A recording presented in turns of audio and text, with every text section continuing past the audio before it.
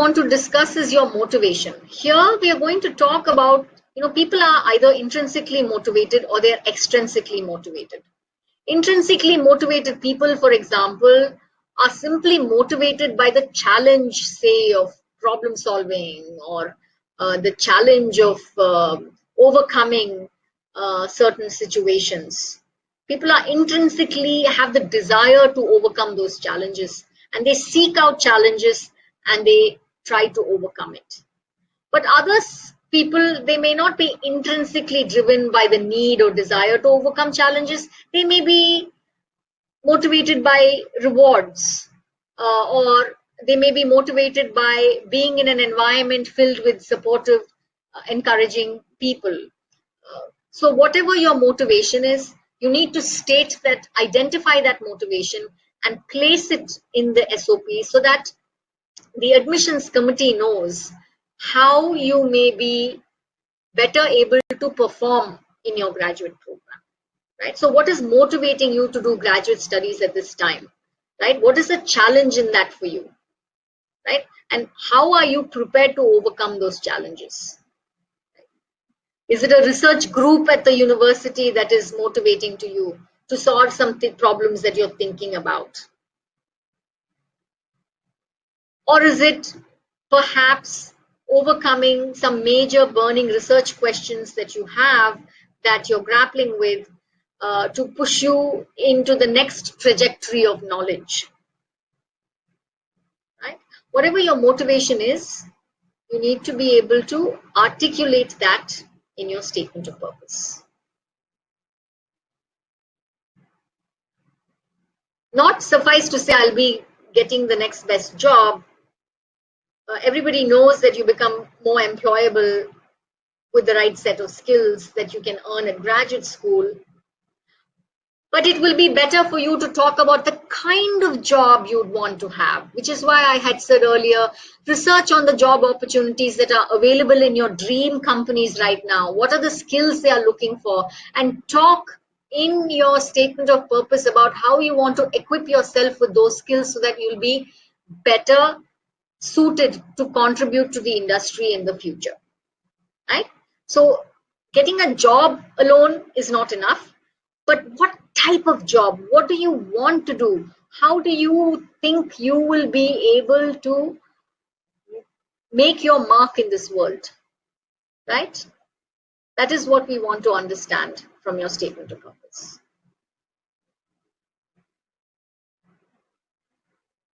You have to, as I said, there are short-term goals and long-term goals.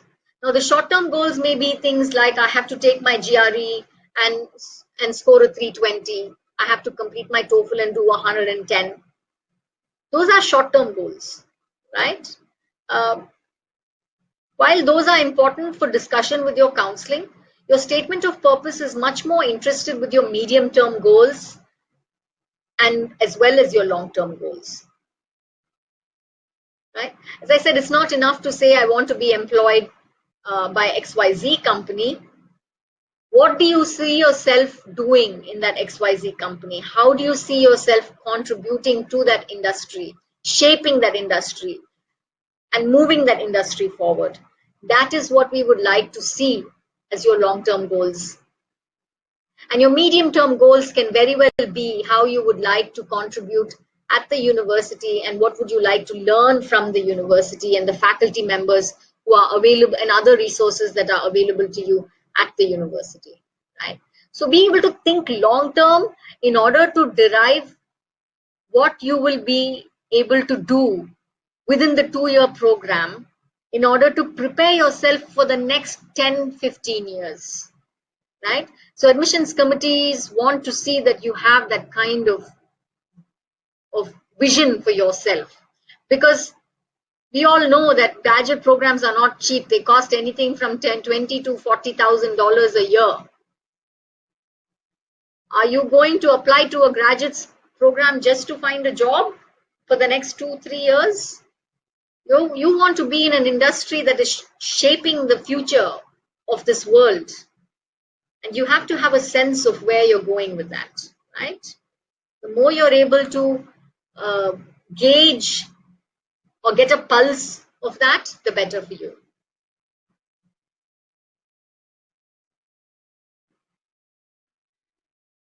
So while you may not be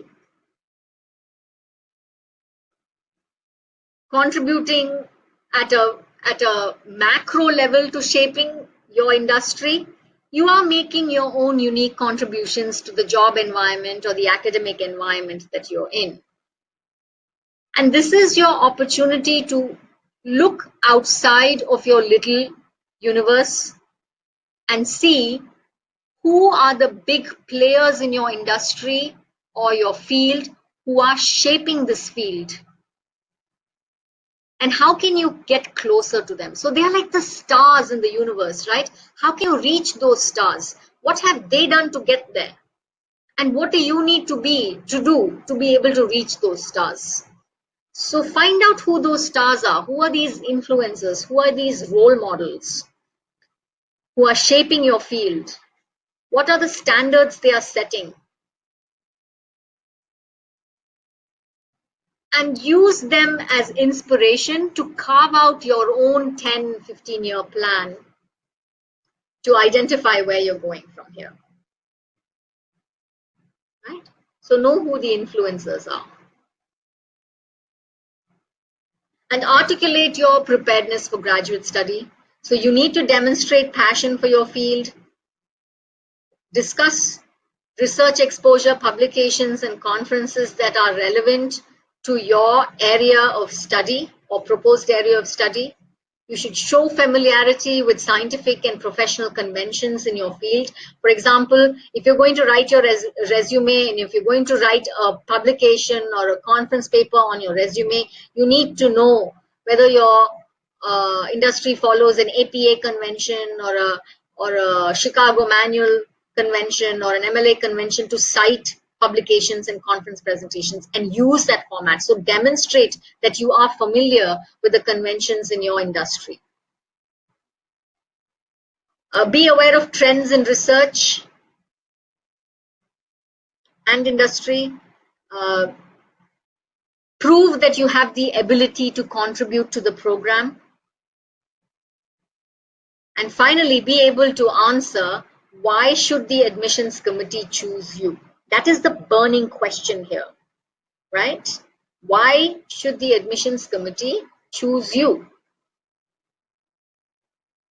As I said, we don't know a whole lot about all the other applicants, but we know there are many of them with very, very similar backgrounds. So this SOP is your chance to set yourself apart from every other applicant. Right? So why should the admissions committee choose you?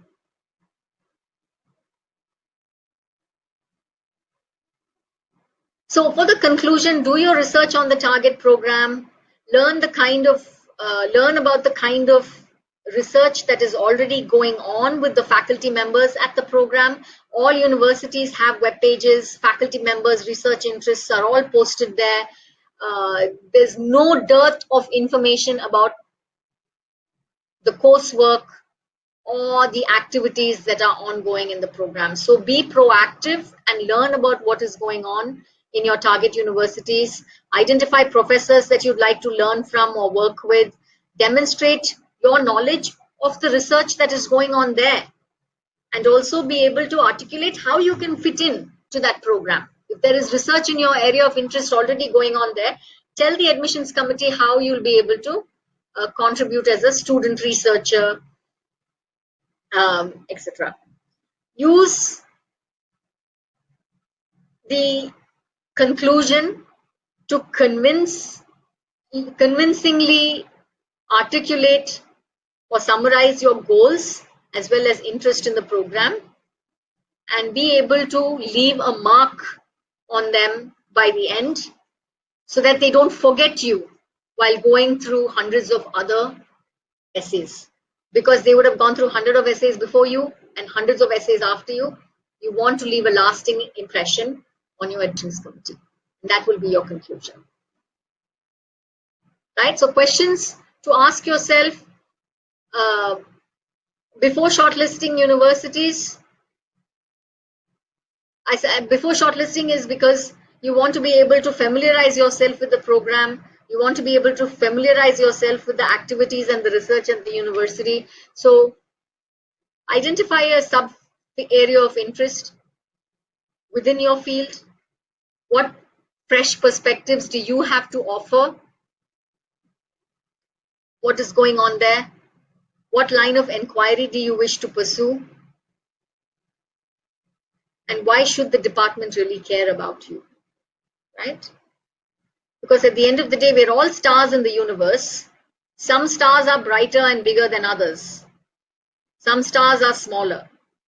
We don't have to make ourselves bigger than what we are, but we have to make ourselves known and heard to people who don't know and know of us.